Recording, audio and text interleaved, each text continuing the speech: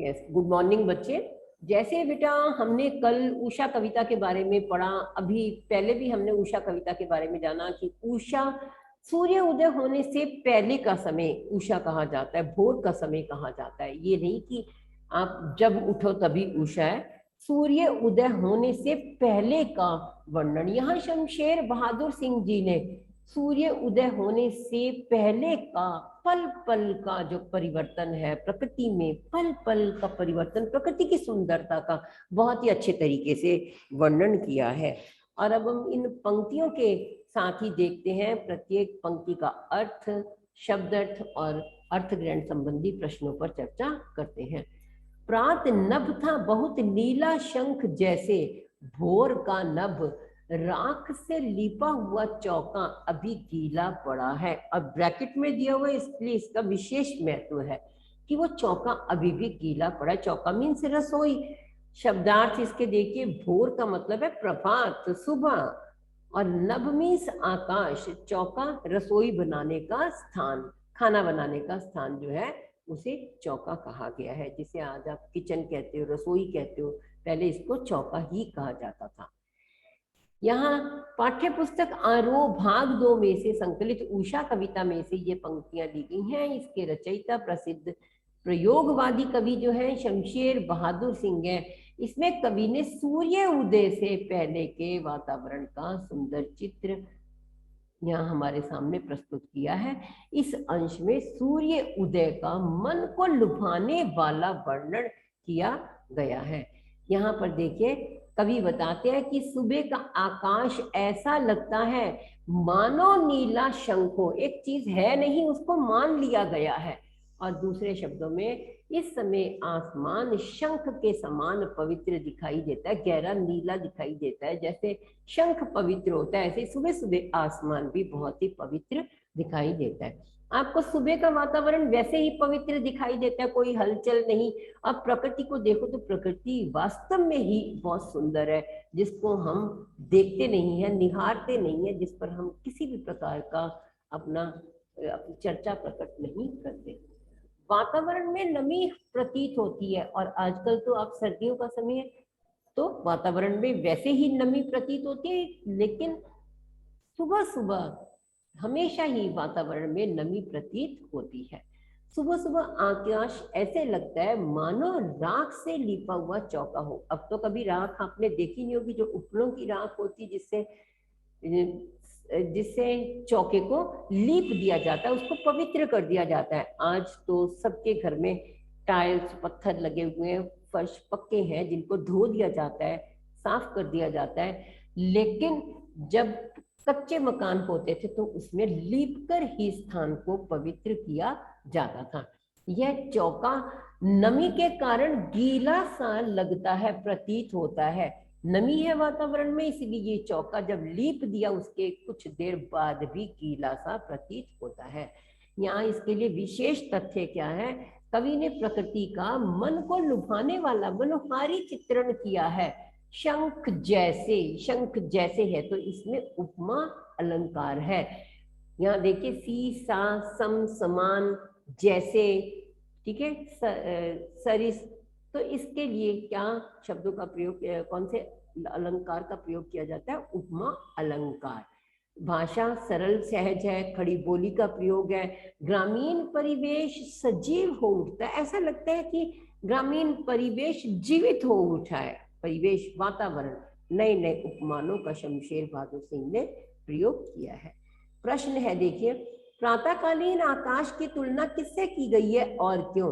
प्रातःकालीन आकाश की तुलना नीले शंख से की गई है, क्योंकि वो शंख के समान ही पवित्र माना गया है। दूसरा प्रश्न देखिए, कवि ने भोर के नभ को राख से लिपा हुआ चौका क्यों कहा है? भोर के नभ को, जो भोर सूर्य उदय होने से पहले के आसमान को राख से लिपा हुआ चौका इसलिए कहा है क्योंकि भोर का नभ सफेद और नीले रंग से मिश्रित होता है। सफेद और नीले रंग को आप कंबाइन कर देंगे, मिला देंगे, तो क्या बन जाएगा?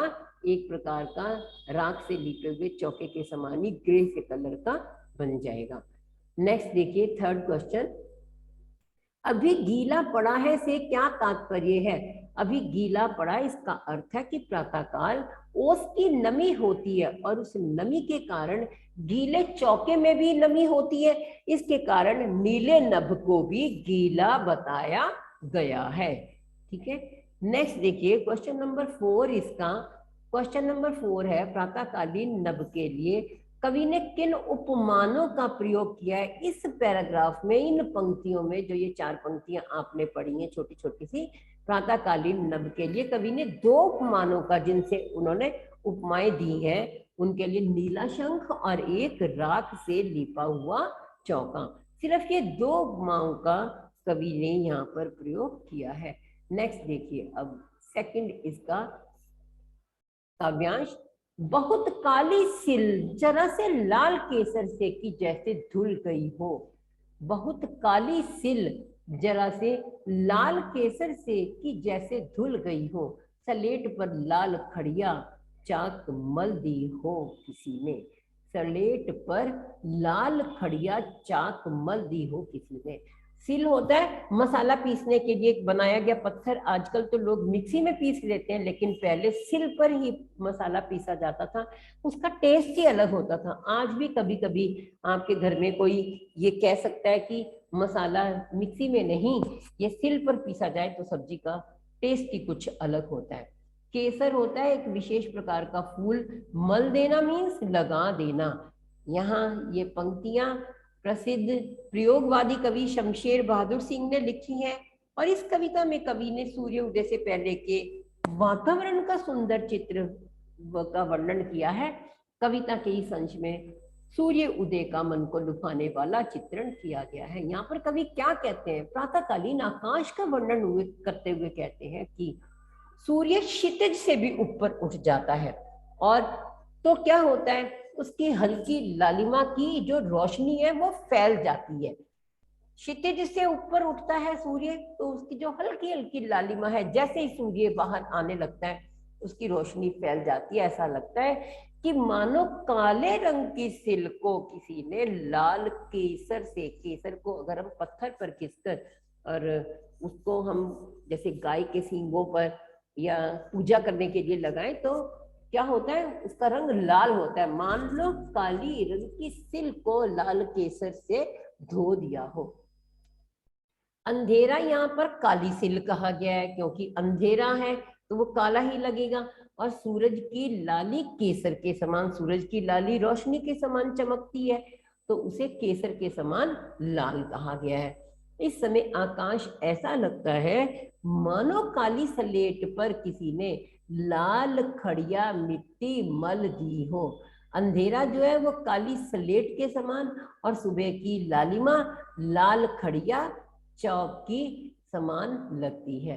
जो सुबह की लालिमा होती है सूर्य की, वो लाल खड़िया चौक के समान लगती है, और अंधेरा जो है वो काली स्लेट के समान। यहाँ पर पहले कवि ने अंधेरे को काले रंग की सिल बताया है, और रोशनी को केसर के समान बताया, केसर के समान, केसर से धो दिया हो। और दूसरे में कवि ने यहाँ पर क्या बताया, अंधेरे को काली स्लेट के समान बताया, और ये बताया कि मानो किसी ने लाल खड़िया मिट्टी से ये धो दी हो, का लाल खड़िया मिट्टी इसके ऊपर मल दी हो, लगा दी हो, खड़िया चौक के समान। कवि ने प्रकृति का मन को लुभाने वाला वर्णन किया। जहां पर ये आता है बेटा जनु जानो जानो, मनु मानो मानो, वहां पर उत्प्रेक्षा अलंकार, ये देखिए पूरे काव्यांश में उत्प्रेक्षा अलंकार मान लिया गया है। मानो काली स्लेट पर किसी ने लाल खड़िया मिट्टी मल दी हो। ठीक है, यहाँ मुक्तक छंद का प्रयोग है, नए नए बिंबों का, चित्रों का, उपमानों का प्रयोग किया गया है। भाषा सरल है, सहज है, खड़ी बोली का प्रयोग है। आसमान का सौंदर्य दर्शाने के लिए कवि ने किन उपमानों का प्रयोग किया है? कोई बता सकता है आप में से? अभी आपने ये पढ़ा है पद्यांश कि आसमान का सौंदर्य दर्शाने के लिए कवि ने किन उपमानों का प्रयोग किया है। हितेश, आप बता सकते हो बेटा? हितेश, अभी आपने पढ़ा है कि आसमान का सौंदर्य दर्शाने के लिए कवि ने कुछ उपमानों का प्रयोग किया है, वो कौन से उपमान है? यस, अंकुर मिश्रा, अंकुर मिश्रा आप बताइए। आपने सुना भी है लेकिन कुछ तो बता सकते हैं आप। Ahaan, unmute yourself. अहान, बोलो बच्चे, अनम्यूट करो बेटा।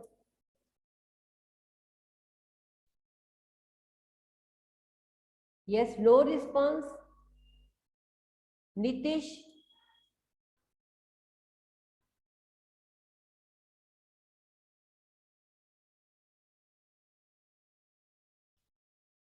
मंजोत,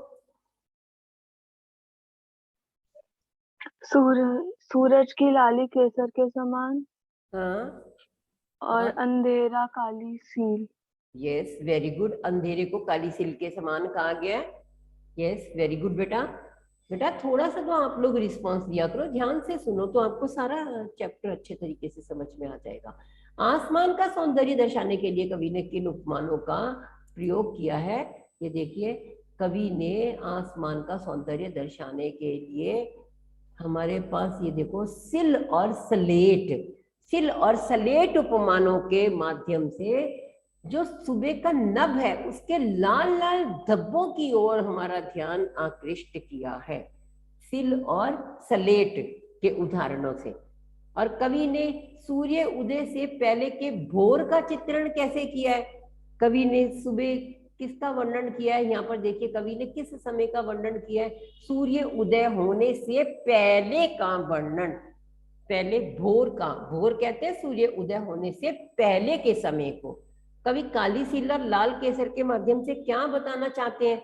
वो बताना चाहते हैं कि अंधेरा काली सिल है और सुबह की किरणें जो होती हैं वो लालिमा से युक्त होती हैं, लालिमा से भरपूर होती हैं। ऐसे में सूर्य का उदय होना ऐसे लगता है कि मानो किसी ने काली सिल को लाल केसर से धो दिया हो, मानो किसी ने काली सिल को लाल केसर से धो दिया हो, मानो, इसीलिए उत्प्रेक्षा अलंकार है।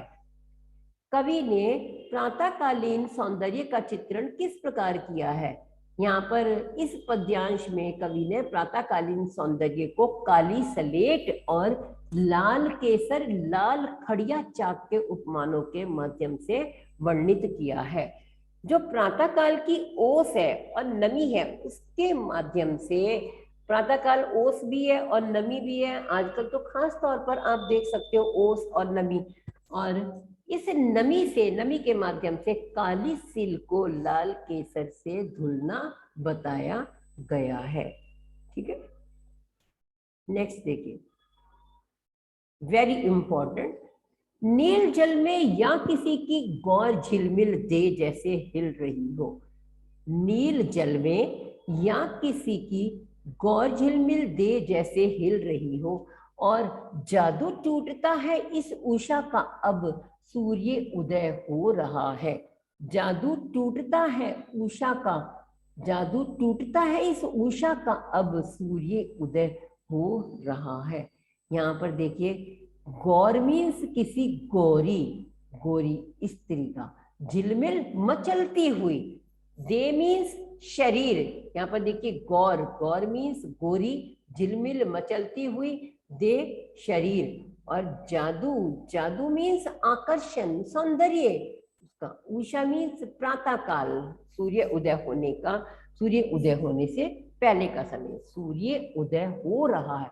हो रहा है तो यहाँ पल पल में परिवर्तन कवि बता रहे हैं, लेकिन उससे पहले का भी दृश्य साथ साथ में हमें बता रहे हैं कि पहले कैसा लग रहा था, और पहले का, पहले की तुलना उन्होंने किससे की है, और जब सूर्य उदय हो रहा है तब उन्होंने तुलना किस प्रकार से की है।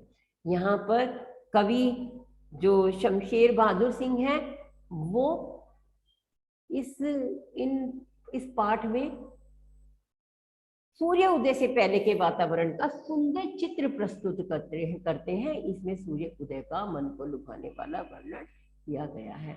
कवि ने भोर के पल पल, भोर सुबह सूर्य उदय होने से पहले का समय, उसके पल पल का, एक एक सेकंड का, एक एक क्षण का वर्णन किया है, और एक एक पल में दृश्य जो है वो बदल रहा है। किस प्रकार से बदलते दृश्य का सुंदर वर्णन किया है। कवि कहते हैं कि सूर्य उदय के समय आकाश में गहरा नीला रंग छा जाता है, सूर्य की सफेद कांति शोभा आभा दिखाई देने लगती है। ऐसा लगता है मानो नीले जल में किसी गोरी सुंदरी की देह हिल रही हो। वो जो सूर्य है उसको गोरी सुंदरी की देह कहा गया है। और धीमी हवा नमी के कारण वो जो सूर्य का प्रतिबिंब है वो कैसा लगता है, हिलता हुआ सा लगता है। वो हिलता नहीं है लेकिन हिलता हुआ सा प्रतीत होता है। प्रतीत होना मीन्स लगना। और कुछ समय बाद जब सूर्य उदय हो जाता है तो उषा का पल पल बदलता हुआ सौंदर्य एकदम समाप्त हो जाता है। उषा का जादुई प्रभाव एकदम खत्म हो जाता है, धीरे धीरे कम होता जा रहा है। जैसे जैसे सूर्य बाहर आता है, निकलने लगता है, जो उषा का जादुई प्रभाव होता है वो धीरे धीरे कम होता जा रहा है और वो एकदम से समाप्त हो जाता है। यहाँ कवि ने उषा का सुंदर दृश्य बिंब, अब आप पढ़ भी रहे हो तो आपके सामने वो चित्र स्वयं ही आ जाता है कि कैसा लग रहा हो, क्योंकि रोज आप उठते हो, रोजाना आप देखते हो कि सूर्य उदय हो रहा है।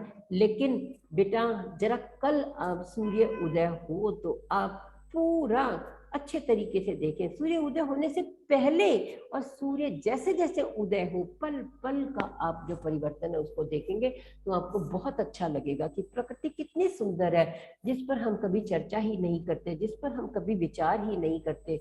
यहाँ कवि शमशेर बहादुर सिंह को प्रकृति से बहुत लगाव है, उन्होंने इसीलिए ये चैप्टर, ये उषा सूर्य उदय होने से पहले का हमारे सामने चित्रण किया है। माधुर्य, बड़ा मधुरता गुण है। नील जल हिल रही हो, मानो नील जल में गोरी युवती का शरीर झिलमिला रहा हो। और ऐसा इसमें क्या है, उत्प्रेक्षा अलंकार है, भाषा सरल है, सहज है, खड़ी बोली का प्रयोग है, मुक्तक छंद है, ये सब आप ध्यान रखेंगे। ठीक है, नेक्स्ट देखिए, गोरी दे के झिलमिलाने की समानता किससे की गई है। अभी आपने पढ़ा है कि गोरी दे झिलमिला रही हो, इसकी समानता किससे की गई है। यहाँ पर देखिए, गोरी दे के झिलमिलाने की समानता बराबरी सुबह के सूर्य से की गई है। सुबह वातावरण में नमी स्वच्छता होने के कारण सूर्य चमकता हुआ सा प्रतीत होता है। और फिर उषा का जादू कैसा है, उषा का जादू बहुत ही अद्भुत है, अनोखा है, बहुत सुंदर है, मनोहर है। सुबह का सूर्य ऐसा लगता है कि मानो नीले जल में गोरी युवती का प्रतिबिंब झिलमिला रहा हो और यह जादू सा ही प्रतीत होता है। उषा का जादू टूटने का तात्पर्य क्या है। उषा काल में सूर्योदय होने से पहले के समय में प्राकृतिक सौंदर्य बहुत जल्दी जल्दी पल पल में बदलता रहता है। सूर्य के आकाश में चढ़ते ही उषा का सौंदर्य खत्म हो जाता है, समाप्त हो जाता है। ऐसा लगता है कि उषा का जादू समाप्त हो गया है। उषा का जादू कब टूटता है, जब सूर्य एकदम से आकाश में उदय हो जाता है। सूर्य के उदय होते ही उषा का जादू टूट जाता है और सूर्य की किरणों से आकाश में जो छाई लालिमा होती है वो खत्म हो जाती है, वो समाप्त हो जाती है। तो बेटा आज हमने ये उषा पाठ के तीनों पद्यांश अच्छे तरीके से पढ़े, इनका अर्थ जाना, इनके अर्थ ग्रहण संबंधी प्रश्न किए। अब आप अपने ये प्रश्न अपनी नोटबुक में करेंगे और इस पाठ को कई बार पढ़ेंगे तो आपको हर पंक्ति का अर्थ आसानी से समझ में आ जाएगा, इसमें किसी प्रकार का भी मुश्किल नहीं है।